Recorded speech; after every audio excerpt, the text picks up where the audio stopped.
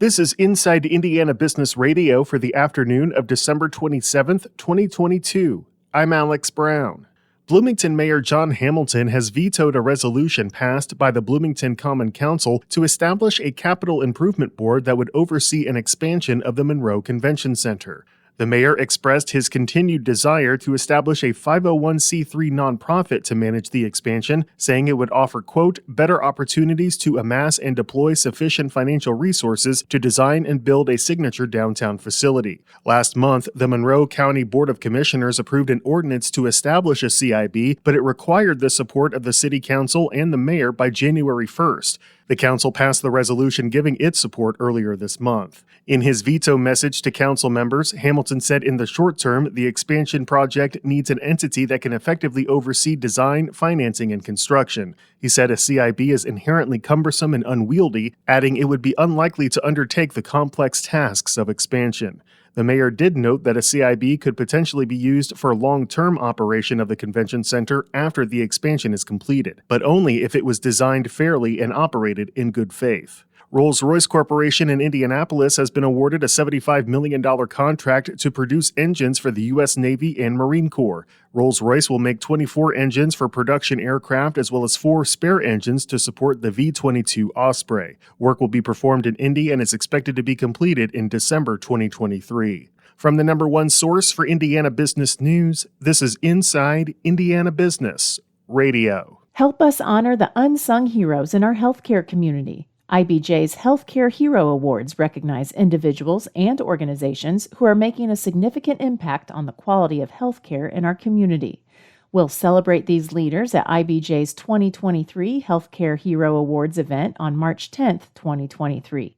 Nominate your favorite hero by December 30th at ibj.com/nominations. Whether it's a new hire or a noteworthy promotion, IIB's Big Wigs and New Gigs serves as a platform to promote your team. Our revamped offering includes being featured on both the newly redesigned newsletter and at InsideIndianaBusiness.com. Subscribers to the Business News subscription save $10 off every listing, plus you can save $100 by bundling your submission to IIB with the Indianapolis Business Journal or the Indiana Lawyer. More at InsideIndianaBusiness.com. Indianapolis-based Brightlamp says dramatic growth since commercializing its software product in 2019 is only the first chapter of its story.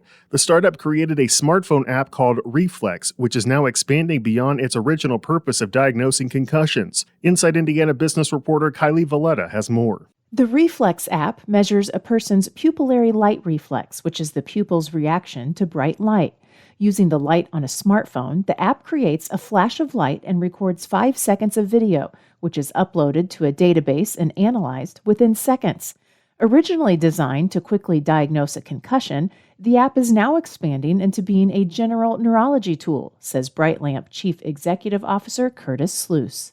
It's evolving into something more useful than being just a diagnostic tool for head injury. What it's turning into is what we internally call, and I guess we do market it this way as well, but it's a neurological vital is really what we're trying to grow this thing into, how autonomically, neurologically you're functioning. So that's kind of how it's shifted since then. An NIH study recently showed the Reflex app outperformed standard methods used at recovery and treatment clinics to assess opioid withdrawal. The U.S. Department of Defense is also funding a study using the app to evaluate 1,200 soldiers with brain injury. Brightlamp first commercialized the app in 2019 and says the company has seen 90% growth each year. Kylie Valletta, Inside Indiana Business Radio. A popular Indianapolis museum was closed for a second straight day today after recent frigid temperatures caused a pipe to burst, flooding part of the museum. Staff with the Children's Museum of Indianapolis said a frozen sprinkler line had burst, flooding the Welcome Center in the museum that's located on the city's near north side. The museum was closed Monday as cleanup and restoration crews began tackling the mess and trying to dry out the flooded area. The closure continued today as crews resumed their work, but the museum said on its website that it is scheduled to reopen at 10 a.m. tomorrow. Changes to K-12 curriculum, increased access to early childhood education, and a response to Indiana's ongoing teacher shortage are top of mind for Indiana lawmakers as the 2023 legislative session nears. Republican state lawmakers have also hinted at the return of a contentious curriculum transparency bill that would limit classroom discussions about race, as well as a bill that seeks to prohibit sexually explicit content in school library books. Versions of both bills sparked widespread debate during the 2022 session, but both failed to pass. It's not exactly clear where Governor Eric Holcomb stands on such proposals, although he told the Indiana Capitol Chronicle he would entertain a variety of bills in the next session, and that while he wants to be very pragmatic about what bills he signs, he did not say whether any would be too hot to touch. The Republican governor is expected to outline his full legislative agenda for the next session on January 4th, less than a week before Indiana lawmakers reconvene at the State House. Hall of Fame broadcaster Ann Craig Cinnamon is this week's guest on the Business and Beyond podcast with Gary Dick, presented by PNC, a weekly conversation with high-profile Hoosiers in business, sports, and entertainment, and beyond. Available now from your favorite podcast provider. I'm Alex Brown for Inside Indiana Business Radio on Demand.